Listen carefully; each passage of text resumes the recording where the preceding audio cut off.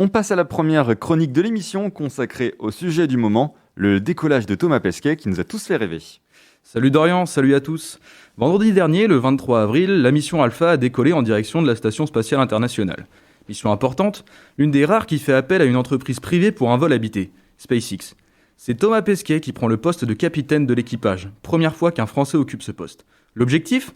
Préparer l'avenir de la conquête spatiale en étudiant la réaction du corps humain exposé à l'impesanteur sur une longue durée. Collaboration entre l'ESA, la NASA et SpaceX, cette mission est la première qui accueille des astronautes non américains. Les fusées SpaceX, contrairement au modèle classique, sont capables de revenir au sol après leur utilisation. Elles sont donc réutilisables et cette mission sera la première habitée dont la fusée a déjà fonctionné. L'équipage a quitté le sol à 11h49 heure française pour rejoindre l'ISS 24 heures plus tard. 2 Américains, un Japonais et un Français, Thomas Pesquet, qui, pour son deuxième vol, prend la place de capitaine de mission. Il succédera à Sergueï Rychkov, l'actuel commandant de bord. Son rôle sera alors, en plus des missions personnelles, d'épauler les membres de l'équipe, de s'assurer de la bonne santé physique et mentale de chacun. Il nous confie cela dans une interview pour l'émission Popcorn. La première fois, quand tu es dans la station, tu as ton emploi du temps de la journée, tu es au taquet, tu es absorbé, tu fais de ton mieux, etc. Et tu vois pas vraiment ce qui se passe autour de toi, ce que les autres ils font. Parfois, c'est bizarre, mais il y a des journées où tu vois même pas, il y a un membre d'équipage, tu vas pas le voir de la journée, alors que pourtant, c'est un environnement fermé, etc. Mais t'es pas dans les mêmes modules, tu es concentré sur ton truc, tu parles au sol, tu bosses et tout. Et en fait, quand tu es commandant, tu peux pas faire ça, parce qu'il faut que tu saches plus ou moins ce que font les mecs, est-ce qu'ils ont des difficultés, est-ce qu'il faut aller aider, est-ce qu'il faut mettre un peu d'huile dans les rouages, c'est ça un peu le boulot. Dans la vie de tous les jours. Tu fais aussi le relais avec le sol, tu appelles au téléphone les gens au centre de contrôle et puis tu discutes des trucs. Et par contre, quand il y a une urgence, là, c'est comme en avion, c'est toi qui donnes le rythme. Un rôle de coordinateur et de relais avec le sol. Le prochain objectif des agences spatiales, c'est le projet Artemis, une mission habitée sur la Lune que la NASA espère lancer en 2024. Un premier pas pour ensuite envisager des voyages habités vers Mars.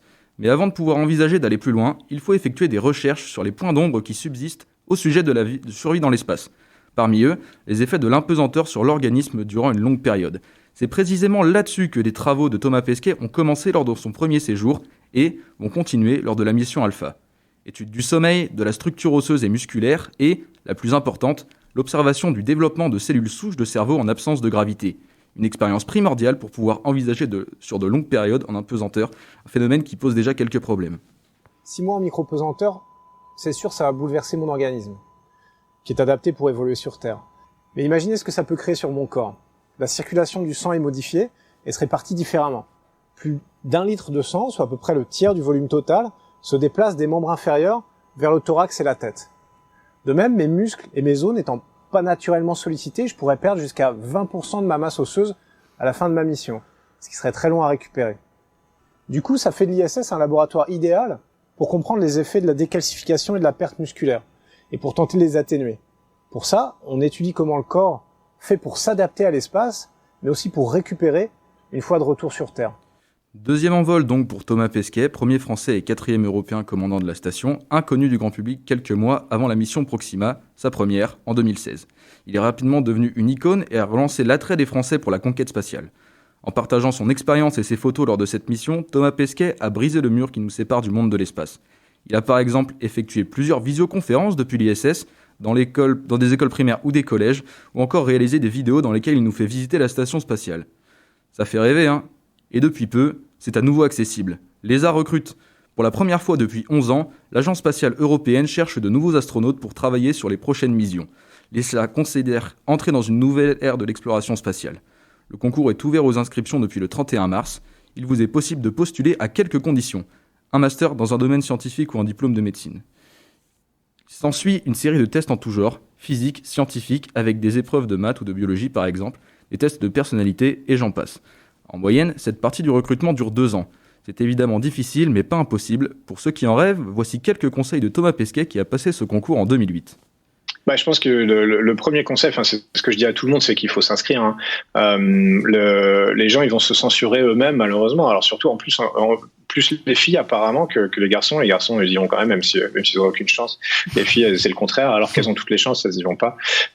Donc, faut changer ça. Il faut que les gens s'inscrivent. Moi, j'ai failli pas m'inscrire à cette sélection parce qu'au début, je me suis dit, oh là là, astronaute, ouais, mais c'est des trucs de Superman. Et moi, je me suis jamais considéré comme un Superman.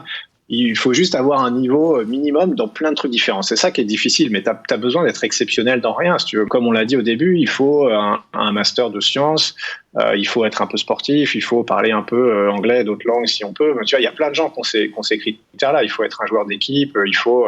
Donc au final, des gars qui ont le niveau minimum requis dans plein de disciplines, c'est pas hyper exceptionnel.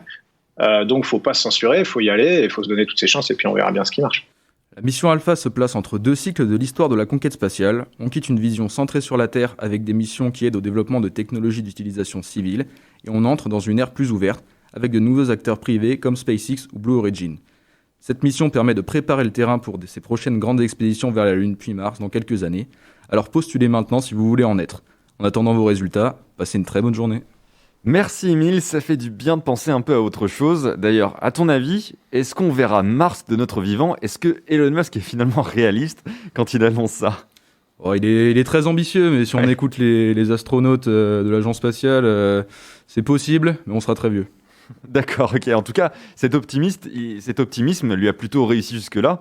Notamment, il a décroché le contrat à 3 milliards avec la NASA pour retourner sur la Lune. Ouais, c'est sûr. En même temps, ils sont ambitieux, donc ils réussissent finalement à faire des choses. Notamment le lanceur qui se repose, c'est une avancée de ouf, quoi. Ça permet le prix de revient d'envoi d'un kilo dans l'espace a vraiment baissé avec ce prix-là, avec ces choses-là. Donc pas étonnant qu'il ait décroché ce contrat.